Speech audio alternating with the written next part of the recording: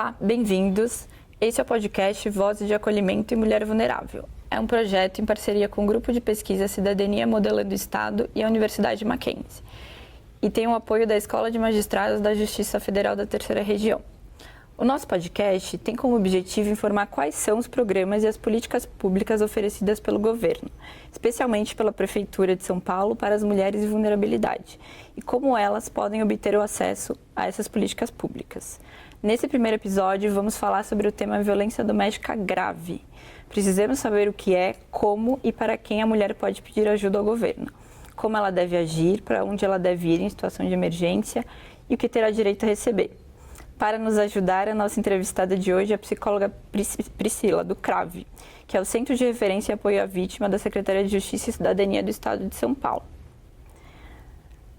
Priscila Santos Martins Dáurea. Boa tarde, Priscila. Obrigada pela disponibilidade de participar do nosso podcast. Boa tarde, Mari. Vai participar com a gente também o idealizador do projeto, o professor José Carlos Francisco. Muito obrigado. Boa tarde, professor. É um privilégio, viu, tê-las e, sobretudo, poder participar as pessoas, passar a elas caminhos para acudir nesses momentos de aflição. Então vamos diretos às perguntas. Pri, quais são as formas de violência doméstica que podem ser praticadas contra as mulheres? Bom, vamos lá, né? A gente quer agradecer essa oportunidade que vocês estão oferecendo, não só para mim, enquanto profissional, mas para o CRAVE também, falar de um tema que a gente ouve tanto diariamente, ouve na mídia, lê, mas às vezes a gente não se aprofunda, né, e não deixa de uma forma tranquila para se entender. A gente tem que começar a entender a violência doméstica contra a mulher para além da violência física, né? Então hoje, na hora que a gente fala que uma mulher sofreu violência, ela pode sofrer 6 violências. Vamos pensar em dedos da mão, né? Então, começando com a violência psicológica. Então, antes da violência física acontecer, antes do olho roxo aparecer, que é algo que todo mundo vê, e às vezes a maquiagem apaga, né? A maquiagem disfarça. A violência psicológica, por exemplo, já aconteceu. Violência psicológica, chantagem, controle, violência moral já aconteceu, que é xingamento, calúnia, difamação, violência sexual, que é algo que a gente não fala muito, principalmente quando é parceiro íntimo, principalmente quando a violência é feita pelo namorado ou pelo marido. Mulheres acham que tem obrigação, né, de ter relação, e não é bem assim. A gente meio que aprende, né, a ter medo do desconhecido, né, a temer a violência que vem de fora. E os dados mais atuais, os relatórios que a gente mais confia, falam que a violência contra a mulher acontece dentro de casa, né? Por isso, em âmbito doméstico. Então, violência psicológica, violência moral, violência sexual, que está aí na esfera de estupro, forçar aborto, forçar a utilização de métodos contraceptivos ou não forçar com que a mulher não use, né? Falar para que a mulher não use métodos contraceptivos, né? Controlar a reprodução. Então, isso tudo entra em violência sexual. A patrimonial também é bem comum, né? Violência patrimonial, né? Quando a gente recebe uma mulher que sofreu violência doméstica, é super comum a gente não conseguir falar com essa mulher. Por quê? Sim. Porque o celular dela, que hoje é o objeto que faz com que a gente consiga conversar com o outro, foi destruído durante a violência. Corta a comunicação. Então, ele corta a comunicação, né? Então, violência patrimonial, destruição de objetos, pegar cartão de crédito, cartão de débito, destruir coisas de trabalho, né? Então, uma manicure, por exemplo, que tem a sua cestinha com os esmaltes, coisas que a gente já ouviu. E teve os seus esmaltes destruídos por esse homem, né? E mais recentemente a gente também considera a violência virtual, né? Então fotos que são veiculadas em Instagram, Facebook, WhatsApp. Então a violência doméstica hoje, hoje não, né? Ela é amparada desde 2006 pela Lei Maria da Penha. Sim, inclusive consta, né, esses 6 modelos. Estereotipos de violência na Lei Maria da Penha. Por isso é tão importante a gente diferenciar cada um, para a gente entender Como funciona? A Lei Maria da Penha traz uma novidade bem importante para o Brasil, né? É uma lei que fez com que o Brasil fosse responsabilizado pela não resposta à penha, né? A Maria da Penha, ela é viva ainda, ela sofria violência do marido na época, não tinha esse amparo do Estado. Foi uma condenação que o Brasil teve, que como resposta teve a Lei Maria da Penha. É uma lei rica porque fala que a gente precisa entender a violência de uma forma multidisciplinar. Sim. A gente precisa... É um referencial para o mundo inteiro, né, essa lei, inclusive. Para o mundo inteiro, super bem escrita, bem desenvolvida, que fala que essa mulher precisa ter apoio psicológico, social, jurídico.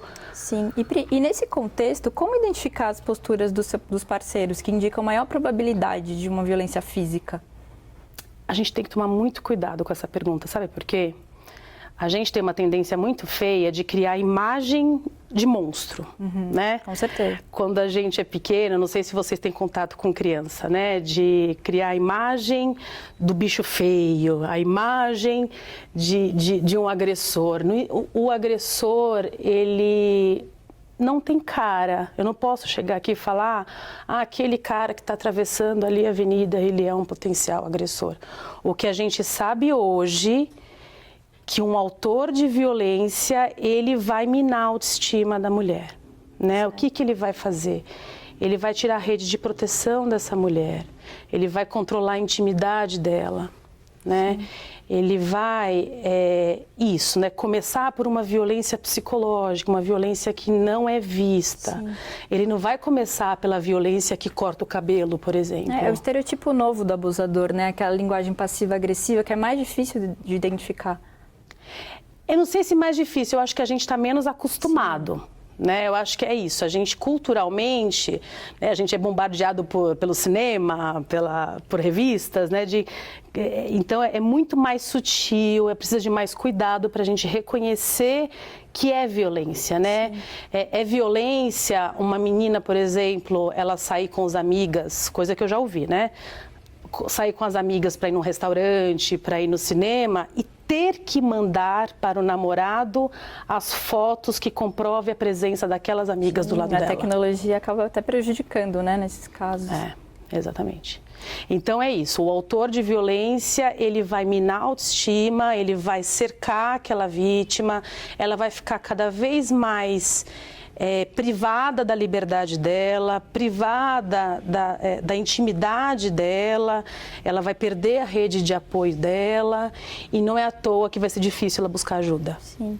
E no estágio inicial, por que as vítimas têm dificuldade de perceber que estão em um relacionamento abusivo? Acho que começa assim, né? E aí a violência vai aumentando.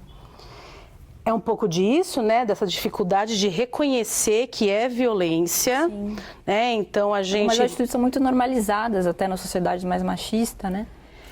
A gente vem de um mundo em que a gente tem que entender a violência em ação e omissão praticada por conta do gênero feminino em relações desiguais, né? Em que um homem, ele acredita que ele pode mais, que ele pode controlar, que ele pode bater, que ele pode ficar frustrado porque o time de futebol dele perdeu o jogo, então ele pode descontar a raiva dele na mulher. Inclusive tem até uma pesquisa, né, que você comentou sobre isso? Tem. A gente tem, ainda bem, pessoas incríveis, super interessadas na área, e não só pessoas do direito, ou da psicologia, ou do serviço social, interessadas na área. A gente tem pesquisadores da FEA lá da USP, fazendo pesquisas nesse sentido. Fizeram no ano de 2022 um apanhado correlacionando o campeonato brasileiro de futebol com boletins de ocorrência, então um aumento de registros de ocorrência aos finais de semana, principalmente aos domingos, pós jogos de futebol. Então, assim, uma correlação não por conta do futebol em si, mas por conta da frustração. Da raiva, né? De não saber como controlar a raiva. Então, que cultura é essa em que temos um homem que com dificuldade em entender a própria frustração, sim. Ao mesmo tempo um aumento da violência quando há o consumo exagerado do álcool. A pandemia, né, trouxe dados mundiais de aumento de violência, dados um aumento da violência quando as pessoas estão em convívio familiar, né? Então, convívio familiar um aumento de tensão dentro de casa. Então é isso, né? Famílias em que as relações estão desiguais e aí a violência acontecendo. Certo. E como que a gente pode ajudar essas mulheres a reconstruir a autoestima psíquica e física? O que você sugeriria? Hoje a gente tem um lugar de privilégio aqui em São Paulo, né? A gente vai falar, tem locais incríveis aqui que podem ajudar essa mulher. Sim. Essa mulher, primeiro de tudo, ela precisa reconhecer que ela está sofrendo violência e para ela sofrer violência, ela não precisa esperar ou acreditar que a violência é só o olho roxo ou só a violência física. Então, alguém controlando, alguém cercando, alguém tirando a família de perto dela, né, já é violência. Sim. Então, da gente mudar um pouquinho da nossa ideia do que é violência. Sim. Acho que a psicológica está atrelada à física, né? Sim. Você gera, se alimentam. Né? E pedir ajuda, principalmente sabendo que a culpa não é dela. Com certeza. E aí entra a nossa quinta pergunta, a importância do tratamento psicológico contínuo, né? Não é uma coisa simples, às vezes demora meses, dependendo do caso. Contínuo, porque aí essa mulher vai perceber que o que está acontecendo na vida dela aconteceu na vida da mãe dela. Com certeza. Aconteceu na vida da avó dela. E o que aquele cara está fazendo aconteceu na vida do pai dele. Sim, aconteceu na vida do avô dele. Então, além dessa percepção, né, de que a violência não é só física, a percepção de que eu não sou a única, a culpa não é minha e eu não sou a primeira na minha família. Então, tem algo muito grave aí acontecendo. Sim. Né? O que acontece na minha vida não se trata só de algo do âmbito privado. Com certeza, é um problema social, né? É algo do âmbito coletivo. E se é algo do âmbito coletivo, a gente precisa tratar no coletivo. Vem desde antigamente, quando a mulher é tratada como propriedade, foi uma construção, né? Sim. Psicológica. E a partir do momento que a mulher sofreu a agressão física, então, quais as primeiras medidas que a vítima pode tomar? Para onde ir? Quem deve procurar? Se aconteceu agora a violência, 190 liga para a polícia para a prisão em flagrante acontecer. Uhum. Né? A polícia faz a prisão em flagrante, ela pega esse autor do crime, leva esse autor para uma audiência de custódia, né? A polícia tem essa obrigação em levar o autor do crime em até 24 horas para a presença de um juiz ou uma juíza que vai dar liberdade provisória ou a prisão preventiva desse autor de crime. Se ela não conseguir chamar a polícia, porque ela pode estar muito machucada, se alguém não ouvir, não chamar a polícia, ela pode ir até alguma delegacia. O ideal é que ela chame alguém para ir até a delegacia com ela. É super importante ter uma testemunha, pode ser uma irmã, pode ser uma vizinha, pode ser uma colega de trabalho que já sabe daquilo. E eu acho que uma coisa que eu não sabia, eu achei muito bom, é o boletim eletrônico. Boletim eletrônico, ela consegue fazer, se ela tiver bem didático no site da polícia. Bom acesso à internet, ela consegue fazer, se ela tiver, né? O que a gente tem que tomar cuidado também, Mari, é que essas pessoas na hora da agressão, se foi a violência física, elas estão muito emocionadas. Sim. Às vezes envergonhadas, né? Por isso que eu achei uma... Vergonha, culpa e reparação, né? Por que vergonha, culpa e reparação? Então, às vezes com vergonha e medo de serem julgadas na própria delegacia. A gente sabe o quanto, infelizmente, existem alguns locais que revitimizam a mulher. Com certeza. Culpa porque por conta desse ciclo de violência, é isso, né? Para uma violência física acontecer, ela já está num histórico de violência de anos. E ela pode achar que ela ocasionou a violência. Então, então eu não vou procurar ajuda porque eu acho que eu fiz alguma coisa. Então, ela vai tentar reparar aquilo que aconteceu. Sim. Né?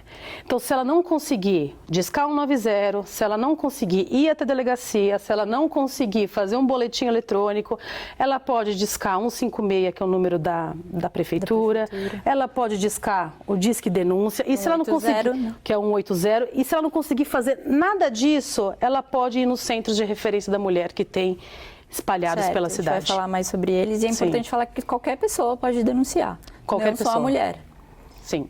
E, Pri, falando mais sobre o CRAV, que é o local onde você trabalha, como ele pode ajudar mulheres que sofreram violência doméstica grave ou tentativa de feminicídio? O CRAV é um centro de referência que apoia a vítima de violência. É um programa do Estado que pertence à Secretaria da Justiça e Cidadania. Nasceu em 98, na época, governo Mário Covas. Existia uma preocupação na época e se pautando em 2 artigos da Constituição Federal e estadual, que eu acho que nem cabe falar agora, mas de qualquer forma era uma preocupação na época de responder para as vítimas indiretas de crimes contra a vida. Né? Um crime contra a vida não é para acontecer. Né? Um feminicídio, um latrocínio, um homicídio não é para acontecer. E se acontece, o que o Estado vai fazer com essas pessoas que ficam? Sim. Né? Porque o processo criminal vai acontecer. A família inteira fica vulnerável, né? Mas um vizinho, um amigo de escola, né? Quando é um adolescente que morre, por exemplo, uma criança que fica órfã por conta do feminicídio, uma avó que vai começar a cuidar dessas crianças porque a filha faleceu. Então, o que o Estado pode fazer para esses familiares que ficam com um luto super violento, né? Um luto que não estava esperado, por mais que a filha, por exemplo, estivesse num ciclo de violência, né? É um luto violento, um luto super difícil. Um luto imposto, são pessoas que querem justiça. Então, o Estado responde de 3 formas: com atendimento jurídico, com atendimento social e com atendimento psicológico. Então, o programa nasceu para isso, né? Para oferecer para essas pessoas um atendimento gratuito, sem limite, que não está atrelado ao processo criminal. Então, assim, com julgamento agendado, sem julgamento, não importa, não né? é vinculado ao Poder Judiciário, né? Não, a nossa unidade de sede fica dentro do Fórum Criminal da Barra Funda, a gente tem outras unidades em outras cidades, mas o importante, a pessoa que fica em atendimento é uma pessoa que faz uma pergunta super importante: o que eu faço com aquilo que fizeram comigo? Sim, fundamental. Né? O que eu faço com aquilo que fizeram com meu filho? Né? O que eu faço com aquilo que ele fez com a minha filha? Como eu vou lidar com essa dor, né? Como eu vou lidar com essa situação? Como que eu vou lidar com essa dor? Eu tenho direito a uma pensão por morte. São pessoas que não têm ideia da existência de uma pensão por morte, por exemplo. Com certeza. Né? Tem pessoas que não têm ideia que elas têm direito a mudar o local da creche, por exemplo, porque vai mudar. A gente vai falar mais dessa Então parte. É isso, assim, de oferecer quase uma educação em direitos, talvez no momento mais difícil da vida dessas pessoas. Qual que é a interligação com a audiência de custódia, que eu achei super interessante na conversa que a gente teve? Sim, a gente em 2015, São Paulo começou a fazer as audiências de custódia, que não era algo que acontecia lá no Fórum Criminal da Barra Funda. E 2016, a audiência de custódia acontece para roubo, tráfico de drogas, homicídio, todos os crimes. No caso de violência doméstica, o autor do crime, né, a polícia faz a prisão em flagrante, o autor do crime é levado para essa audiência, é liberado ou não, vai responder um processo criminal que vai ser encaminhado para a vara de violência doméstica. As medidas protetivas, com as medidas protetivas de urgência. Medidas protetivas de urgência, no geral, o afastamento do lar. O autor do crime não pode nem voltar para casa para pegar as coisas dele. Se aproximar da vítima, não ter contato com ela nem com a família. E esse não ter contato com a vítima por qualquer meio de comunicação. Então, são coisas que o próprio judiciário foi percebendo que a vítima não sabia. Sim. A vítima sofre a violência, às vezes ela tem que fazer o exame de corpo de delito no ML, e aí? Sim. E aí, o que ela tem que fazer? Né? Então, o CRAV ficou encarregado de informar essa vítima. E aí vocês ligam para essas vítimas? A gente liga diariamente para essas vítimas. A audiência de custódia passa para vocês. Isso. O caso que está acontecendo. O cartório da custódia passa para a gente o boletim de ocorrência e o termo de audiência de custódia. Sim. Com isso em mãos, a gente liga para a vítima e é isso. Se o celular da vítima foi quebrado, infelizmente, a gente não vai ter contato com essa vítima. A gente vai ligar para uma testemunha, né? Depende muito do que a polícia registrou no boletim. Por isso que é super importante um boletim bem feito na polícia. Com certeza. Porque aí a gente vai ter um acesso melhor às informações da vítima. Eu achei essa interligação maravilhosa, porque na audiência, às vezes, o juiz, o promotor, não passa essa informação. Por isso e acho que o CRAV, ele acolhe melhor essa mulher vulnerável, ligando para ela, explicando que ela tem direito, né, a Defensoria Pública. Sim, e quantas vezes a gente ligou, a mulher às vezes está internada, né, a mulher está no ML fazendo exame de corpo de delito, e é nesse momento que a gente tem a chance de falar, olha, existe uma rede de proteção prevista lá na Lei Maria da Penha. Que é o acolhimento, né, aquele é o momento do acolhimento. Uma rede de proteção perto da sua casa, né? Eu acho que a gente já aprendeu que a gente tem posto de saúde perto de casa, mas a gente ainda não aprendeu que tem centro de referência da mulher perto de casa. Então, além do CRAV, o que mais as mulheres podem pedir para o poder público? Além do que o CRAV oferece? Hoje a mulher vítima de violência doméstica tem uma série de direitos. No município de São Paulo, né, por exemplo. Sim.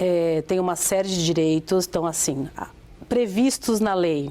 Essa medida de proteção, a medida de afastamento do lar, da Lei Maria da do Penha. autor do crime, afastamento do lar. Se a mulher tiver que sair de casa, ela tem direito a um abrigo sigiloso, Sim. um abrigo de passagem. Ela tem direito a tirar as crianças daquela escola e matricular em outra escola. Tem o auxílio aluguel, que é super importante a gente auxílio falar. aluguel. A gente tem informações hoje que os órfãos do feminicídio, também pela Prefeitura de São Paulo, ela tem direito ao auxílio ampara. Né, esses órfãos, desde que matriculados. Então, a gente sempre tem que pensar que qualquer benefício de transferência de renda, qualquer benefício socioassistencial, vai ter essa preocupação com o corte financeiro, né? Então a família tem que ter até 3 salários mínimos, a criança tem que estar matriculada, assim como Bolsa Família. Tem 2 projetos também, programas super importantes, é o projeto Fênix. O projeto Fênix é de reparação, então pensando na violência física, né? Pensando infelizmente, né, em socos, a região da arcada dentária, a região geralmente o crime de a região do maxilar, muito no rosto da mulher, né? Tem uma pesquisa. Sim, a região do rosto da mulher é um crime de ódio, né? Infelizmente é uma região que é muito machucada, muito destruída. Sim. Então o projeto Fênix, atrelado à ONG Apolônias, que são dentistas e cirurgiões, fazem toda a reconstrução facial esse projeto dessas mulheres. Tem o Guardiã Maria da Penha, que são policiais, mulheres que fazem a fiscalização da medida protetiva. É super importante a mulher que tem a medida protetiva, ela carregar com ela o número do processo, né, ela ter isso, infelizmente, né, ela ter isso como se fosse um documento de carteira de identidade, né, que ela tem uma medida protetiva caso ela precise chamar a polícia. Então, Guardiã Maria da Penha, o auxílio aluguel. Tem o projeto Tem Saída, que é sobre empregabilidade. O Tem Saída também tem a ver com essa questão socioassistencial e econômica. Algumas empresas privadas, Magazine Luiza, Carrefour e outras empresas, têm como se fosse uma cota para mulheres vítimas de violência doméstica. Muito bom. Iniciativa privada entrando também, né, nesse debate. Pensando que algumas mulheres têm uma dependência financeira do autor do crime. Acho que talvez né? a maioria. Né? Então, como é importante isso também, né? Então, voltando de novo lá a entender por que a Lei Maria da Penha é tão completa. Porque ela prevê isso, da gente entender a violência doméstica de uma forma multidisciplinar. Sim, não vai adiantar, certeza. por mais que eu ame a psicologia, adore atender, não vai adiantar eu cuidar de uma vítima de violência doméstica só do ponto de vista psicológico. Eu preciso de outros atores. Não é um crime de lesão comum, né? É um crime que acontece na clandestinidade, no ambiente físico doméstico. É um crime mais difícil. E eu preciso de respostas coletivas. Eu preciso da polícia trabalhando. Porque a sociedade tem que conscientizar cada vez mais. Fiscalizando, preciso do serviço social, preciso do centro de referência da assistência social funcionando. E sobre os locais físicos, sites, telefones, as redes de apoio que essas mulheres podem ir? Então, vamos pensar em lógica de território. Então, Zona Norte, Zona Sul, Leste, Oeste e Centro. Existem hoje centros de referência da mulher em que ela vai ter apoio interdisciplinar. Então, normalmente tem plantões da Defensoria Pública que vai cuidar de questões de divórcio, de pensão, de guarda, apoio psicológico e social. Centros de cidadania da mulher, que são os CCMs.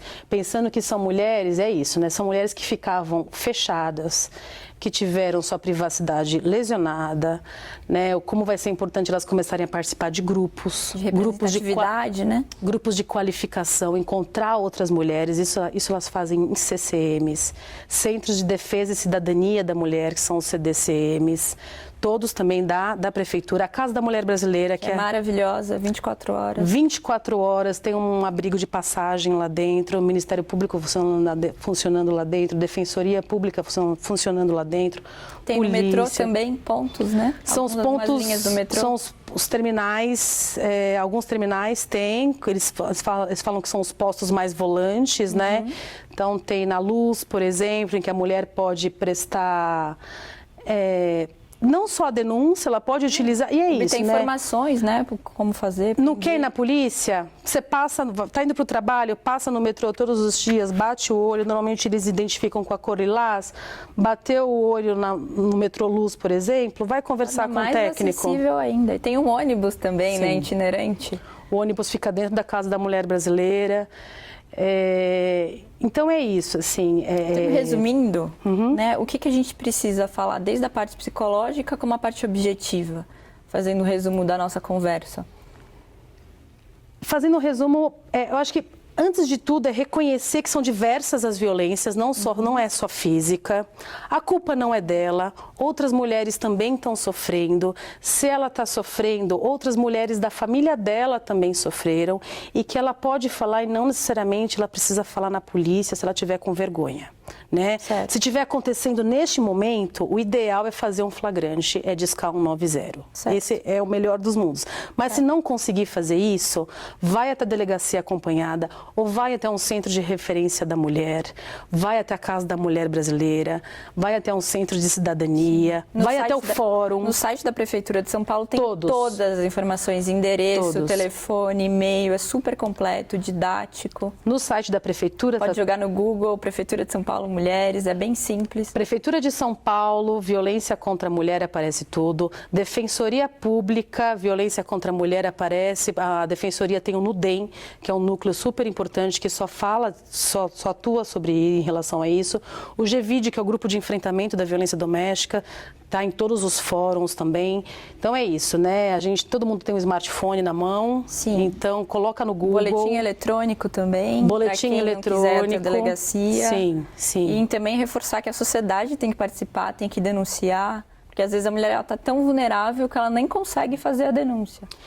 E avisar os melhores amigos. Né? Sim, a rede de apoio familiar, os amigos. Pensar que o Estado, né, a Prefeitura, as entidades estão fazendo a parte delas, né? Tem profissionais super qualificados, mas é super importante também a própria pessoa saber que ela pode criar uma rede de proteção. Com certeza. Né? Que seja um colega do trabalho, o motorista de ônibus que ela vê todos os dias e ele vai olhar para a cara dela e vai identificar quando ela não estiver bem.